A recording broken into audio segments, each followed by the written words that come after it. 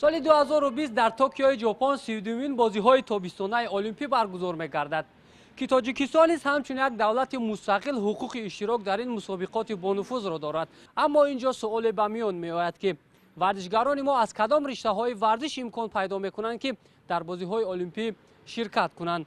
برنامه راه به توکیو پیگیری همین موضوع است و ما این نوبت می‌رویم به سراغ ورزشکاران رشته وزنه‌برداری که چی نقشه و نیت و کدام کارها را در این سمت به انجام می‌رسانند. ما ورزشکاران رشته وزنه‌برداری انیق‌ترش یک کچین کشور را در این بینای ناتمام دریافتیم که بعداً برایمان روشن شد که بعد از 11 سال سرسانی‌ها تنها ماه پیش آنها صاحب تالار شدند. باباخان سنگو به حیث سرمربی منتخب رشته وزنه‌برداری فعلا به یک کچین المپیک این رشته از صبح تا شام در همین تالار پای مشق و تمرین هاست. با گفته موصوف برای آمادگی و راحت شرکت در توکیو 2020 ورزشکاران را میباید همواره و پیوسته سر به تالار زنند و مهنت و مشقت نمایند. اما با مثل گره سربسته مسئله یا محتوای موضوع مذکور باز هم کم و کاستگی ها و شرط و شرایط بوده است که سنگوف با وقت مصاحبه چند از این باب سخن گفت. البته این شرایطی که امروزه هست برای تیار کردن ورزشکاران سطح درجه بلندی راحت گرفت نمیرسد، شرایط نمیرسد، لیکن این رو درست کردن ممکن است با شرطی که از همین روز علاقه دیگه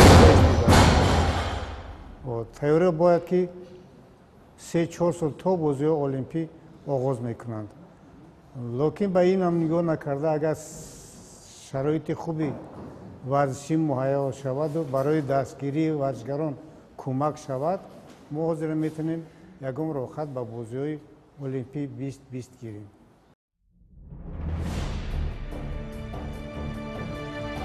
هرچند هدف برنامه نقشه و آمادگی‌های ورزشکاران با بازی‌های المپیک 2020 میباشد، ولی بعد از گفته‌های سرمربی ما را ضرور آمد تا سراول نقصان‌های جای داشته و عامل‌های کم رشد کردن این رشته ورزش را در مملکت بفهمیم. به همین خاطر در چند سازمان و نهاد مربوطه را کوفتیم و از مسئولین سبب پرسان شدیم.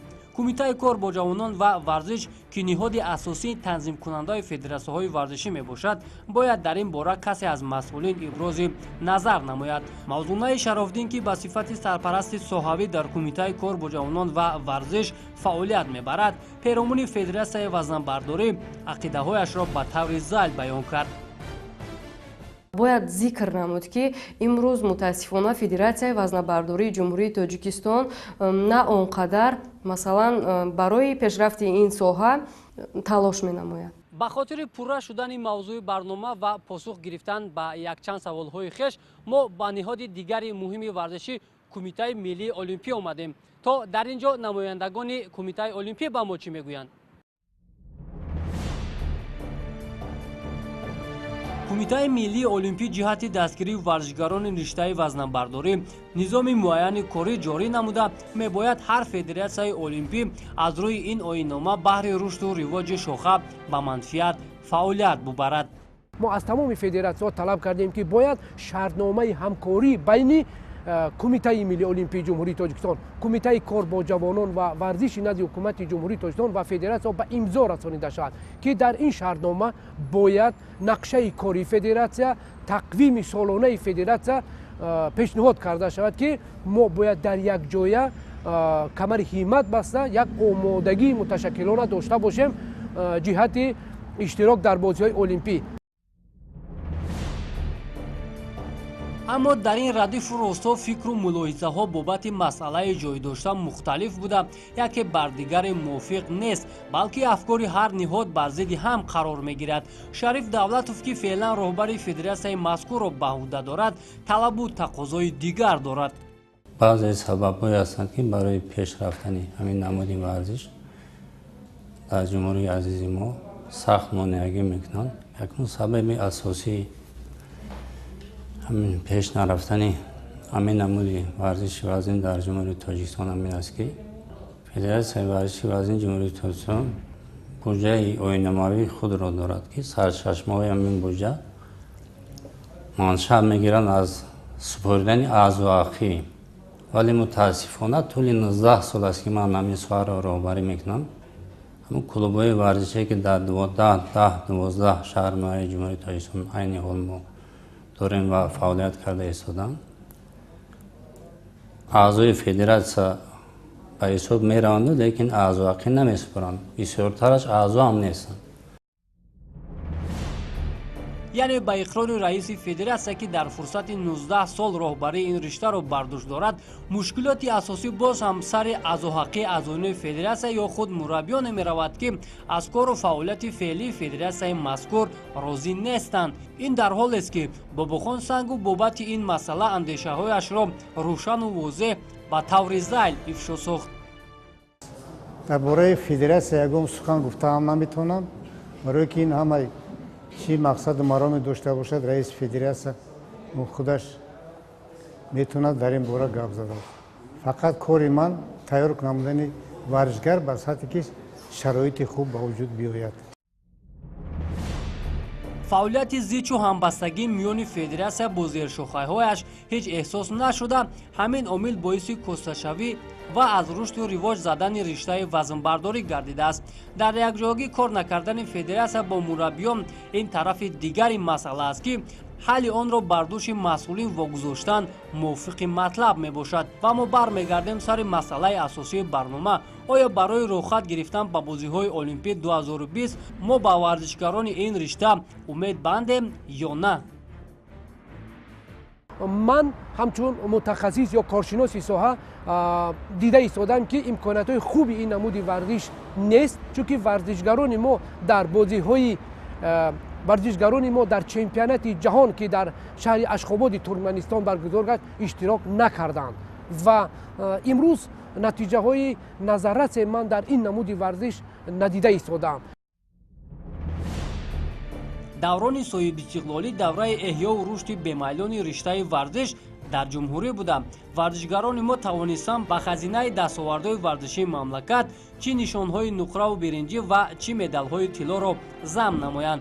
در این اسنا نوع ورزش وزنه‌برداری نیز استثنا نیست. اما اگر از شاخه المپی آن سخن گوییم، با اقرار مسئولین ساحه به نتیجه نظررس و دلخواه نرسیدیم. یکم نتیجه ما این اشتراک در بازی‌های المپیک سال 2008 در پکین بود که یک رخصت گرفتیم و این بازی‌ها رفته یک ورزشگر ما برآمد کرد. بعد از اون سال 2011 در شهر تاشکند در جام آسیا صاحب جای یکم سنگوف نظام گردید و اون نتیجه نشان داد نظام از حساب کیلو هم وزن باشد بهترین در جمهوری تا امروز به شمار می رود. لیکن امروز اکنون ما ورزشگران نو را تربیت کرده به اویا رسانده ایستادیم و فقط درسگیری شرایط خوب در کار که آنها را ما باز هم بلندتر تربیت کرده به نتیجه بلند ورزشی بوده رسانیم. سال 2020 شهر توکیوی دولت ژاپن میزبان معرکه محتشم فراجهانی صحیح‌ترش 32مین بازی‌های تابستانه المپی انتخاب شده. نمایندگان کل کشورهای جهان بهر شرکت و نیروسنجی در این عرصه نامجویی به هم می‌آیند. از رشته وزنه‌برداری به این چاره‌بینی محتشم جهانی که ها نامزد شدند و کدام کسان سزاوار رخصت می‌شوند، این مسئولیت مسئولین ساحه میباشد. اما در هر صورت باید گفت که بهر سفربر کردن منتخب وزنه‌برداران ما و ارزنده هنرنمایی کردن آنها کم و کاستگی‌ها باید برطرف شوند. زبیرов رامویل است، اویف سنت‌الله است، خولوف سبحان است و دیگران ورزشگران هستند که لیاقت خوب دارند. در حالت دستگیری یافتن با نتیجه دلخواه صاحب شدن ممکن است. ورزشگری وزنه‌بردار را تیار کردن در طول یک سال نیم سال هیچ ناممکن است. اما سطح تئوری که امروز در ورزشگری ما است از جای 28-27 پایان نمی‌آید. امروز نیست. اما خیلی ورزشگری که ما با افتخار بگیم که ما خیلی ورزشگر داریم. барои қиёс агар кишварҳои ҳамсоя монанди ӯзбекистону қазоқистон ном барем, тибқи гуфтаи Бобухон Сангов, фақат буҷаи Федератсияи варзиши вазнини онҳо ба миллионҳо доллар баробар аст ва ин заминаи хубест баҳри тарбияи варзишгарони ришта. Аммо буҷаи Федератсияи варзиши вазнини ҷумҳурии мо ҳатто барои дахлу сарфи кӯчактарин мусобиқаҳо кофӣ нест. Дар як сол чӣ қадар маблағ барои ин варзишгарон ҷудо мешавад, мо натавонистем ки ба ин суоли худ посух бигирем. намедонам. аммо муҳаммадшоҳ абдуллоев, котиби генералии кумитаи миллии олимпӣ, назари дигар дорад. мо омода ҳастем кӯмак кунем ба он варзишгароне ки онҳо маҳорати хеле баланди байналмилалӣ доранд. Ва масалан мо ки бозиҳои осиёӣ доштем дар шаҳрҳои ҷакарта ва палембанги индонезия, мо ба ин варзишгарон кӯмак расонидем, онҳо ширкат карданд. вале вақте ки мо онҳоро барои дарёфти кӯмак аз ҷониби барномаҳои ҳамбастагии олимпӣ пешниҳод мекунем, кумитаи байналмилалии олимпӣ аз мо талаб мекунад ки онҳо бояд ягон нишондодҳои дараҷаи байналмилалӣ доштанд ва дар ин сурат онҳо метавонанд ки барои мо маблағ ҷудо кунанд. то имрӯз кумитаи олимпӣ ба мо ягон суҳбатам накардааст, ягон мақсадам гузоштагиам нестед, дар бораи мақсаду мароми мо ҳам пурсидагӣ нестед. мумкин ки наздиктар шавад, баъд аллакай дер мешавад ки дар ҳама соҳаҳо ихтисосмандони соҳаи варзиш кор намекунанд. як камбудиам ҳамин аст. агар барвақттар чӣ қадар барвақттар тайёрӣ бидӣ, ҳам қадар мо ба натиҷа хубтар мерафта мерасем.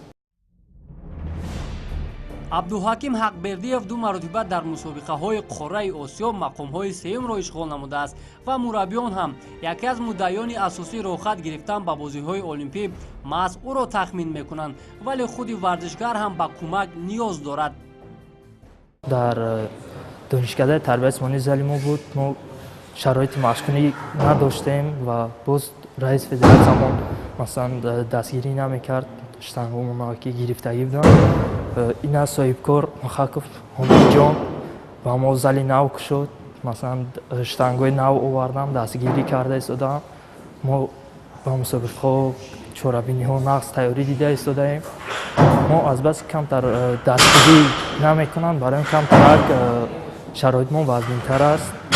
мо масалан дастгирӣ кунанд, мо варзишгарони хеле хуб дорем ва мисли мо бисёртар ҳастанд. мо дар дигар чорабиниҳо мехоҳем ки хубтар иштирок намоем. маркази ҷумҳурии шаҳри душанбе макони рушди ҳама намудҳои варзиш ба ҳисоб меравад, вале то кунун дар пойтахт ин риштаи варзиш дар сатҳи даркорӣ нест. як камбудии мо дар он аст ки дар шаҳри душанбе ҳамагӣ як гурӯҳи варзишӣ вуҷуд дорад ва як мураббӣ. як хоҳиши манам ин буд ки як ду се нафар мураббиро ба кор қабул кунанд, то ин ки шумораи варзишгарон зиёд шавад, шумораи ихтисосмандони ин намуди варзиши зебо зиёд шаванд. вақте ки оммавият ба вуҷуд меояд, вақти оммавият ба вуҷуд омад, албатта натиҷа ҳам боло меравад, барое ки интихоб калон мешавад, завқмандон зиёд мешавад. ин хеле норасагии имрӯз кори мо аст. аслан дар риштаи варзиши вазнин дар 10-12 шаҳру ноҳияҳои мамлакат клубҳо фаъолият мекунанд ва барои пешбурди ин риштаи варзиши олимпӣ камари ҳиммат мебанданд.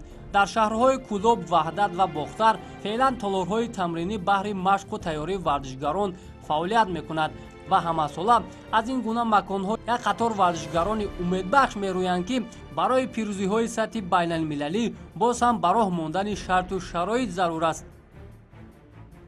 рушди намӯи ин намуди варзиши вазнбардорӣ дар шаҳри Кӯлоб рушд ёфтааст. дар ҳақиқат пешравӣ ҳаст. духтарон тамрин мекунанд, бачаҳо тамрин мекунанд. танҳо барои онҳо дастгирӣ дар кор. монеаҳо барои мо лавозимоти варзишӣ дар ҳамин фасли сол, гармӣ мисол боз мақсад барои дастгирии варзишгарон пул агар бисёртар мақсад чиз шавад, ҷудо шавад, дастгири варзишгарон шавад, боз ҳам тараққиёт яъне пешравӣ мешавад. маблағ агар ки набошад, яъне тайёр кардани варзишгар ин хеле мушкил мегардад, чунки маблағ роли асосиро мебозад, яъне барои харидани таҷҳизотҳои варзишӣ, барои гузарондани машқҳои тармимӣ,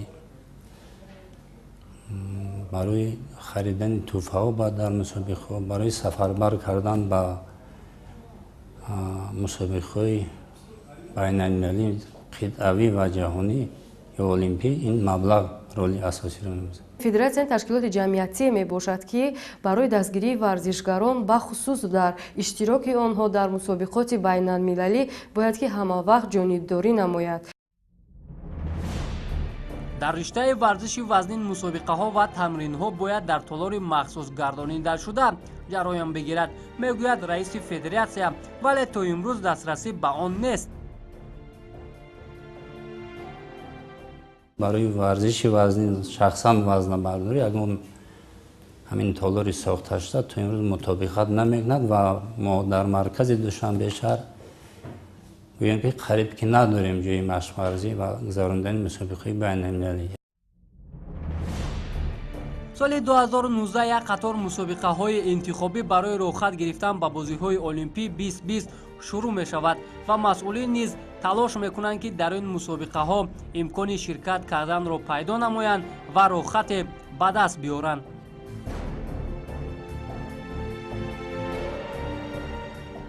албатта соли оянда якчанд мусобиқаи калон аст, аз он ҷумла чемпионати осиё, чемпионати ҷаҳон ва дигар мусобиқаҳои калони байналмилалии литсензионӣ ки варзишгар баромадаш ба ҳисоб гирифта мешавад. албатта нияти мо аст пеш аз ҳама дар чемпионати осиё иштирок кардан ва мо аллакай ният дорем бо варзишгарон маслиҳат кардем ки ҳамун 2 нафар варзишгари хубе ки мо дорем онҳо тайёрии хуб бинанд ки рафта дар он мусобиқа албатта иштирок кардан шарт аст. нисбат ба солҳои пешин интихоб ва тарзи ба даст овардани рохат ба бозиҳои олимпӣ дигар шудааст. дар сурати дуруст роҳандозӣ нагардидани нақшаву ҳадафҳои масъулин, варзишгарони мо имкон пайдо намекунанд ки роҳи худро ба бозиҳои олимпӣ ҳамвор созанд. барои вазнабардорӣ бошад, талаботҳо ҳастанд. варзишгар бояд он талаботҳоро иҷро кунад ва дар он сурат ӯ метавонад рохат ба бозиҳои олимпиро ба даст биёрад. ва мусобиқаҳои байналмилалӣ аллакай эълон шуданд. барои ин варзишгарон зарур аст ки дар ин мусобиқаҳо иштирок кунанд ва рохат ба даст оранд. ва албатта барои рохат гирифтан бар онҳо кумитаи олимпии тоҷикистон ва кумитаи кор бо ҷавонон ва варзиши назди ҳукумати ҷумҳурии тоҷикистон омода ҳастанд ки барои онҳо дасти кӯмак бирасонанд, онҳоро сафарбар кунанд ва мо ҳам аз ба даст овардани рохат ба бозиҳои олимпӣ омода ҳастем барои ҳар як варзишгари болаёқат кӯмак бирасонем. пештар буд ки дар чемпионатҳои осиё ва ҷаҳон соҳиби ҷойҳои якуму дуюму сеюм мешидӣ ё ки дар чемпионати ҷаҳон то ҷойи даҳам дувоздаҳам мегирифтӣ, рохат мегирифтӣ. ҳозир тарзи интихоби варзишгарон барои гирифтани рохат камтар дигаршудагӣ аст. варзишгар бояд ки то бозиҳои олимпӣ на кам аз 6 мусобиқаи байналмилалии литсензионӣ баромад кунад ки соҳиби рохат шавад. барои боз ҳамун проблема аст маблағ ки дарёфт шаваду барои равон кардани варзишгарон дар мусобиқаҳои байналмилалӣ дастрасӣ расоӣ кунад, таъмин шавад. ин проблема асосӣ аст. барои ба камиш барои як варзишгара дар ин мусобиқаҳо иштирок кардан мумкин ки 12-15 ҳазор доллар дар кор аст. ақидаҳо гуногунанд, вале ҳадаф як аст: рохат гирифтани варзишгарон ба бозиҳои олимпии 2020. худ қазоват кунед, бинандаи азиз, ки аз равиши кор муваффақияту комёбиҳои оянда рӯшан буда ва то кадом андоза мо пирӯзӣ ба даст меорем, инро вақт нишон медиҳад. иштирок кардан имкон дорем, варзишгаре дорем ки мисол рафта иштирок кардан дар лавиқат дорад, сатҳи таҷриба ва маҳоратш мерасад, лекин ман фикр мекунам ки ҷоизадор шудан ман кафолат наметавонам, ҳамчун мутахассис ҷоизадор шудан наметавонем дар бозии олимпии 2020. албатта он маблағе ки кумита ҷудо мекунад барои тайёрии варзишгарон басӣ нест. бояд ки дар давоми сол варзишгар доим дар таълими машқӣ ҷамъиятҳои таълими машқӣ бошаду дастгирии хуб ёбад ки дар ҳамаи мусобиқаҳои даркорӣ рафта баромад кунад. ман боварӣ дорам ки имрӯз ҷумҳурии мо ба ин чизо қудрат дорад, аз ҳамаи муддао мебурояд, дастгирӣ меёбем, мо боз ҳам хубтар баромад мекунем. аз ин суҳбату назарпурсиҳо ки ҳосилаш андешаву фикру мулоҳизаҳои мутафовити масъулин аст, оё дар солҳои наздик вазнабардорӣ ташаккул ёфта рӯ ба рушду ривоҷ меорад ё на, суолест матраҳ, вале мо умедбарон мебандем ки аз ин риштаи варзиш дар Токио дурахши ягон варзишгари тоҷикро бубинем.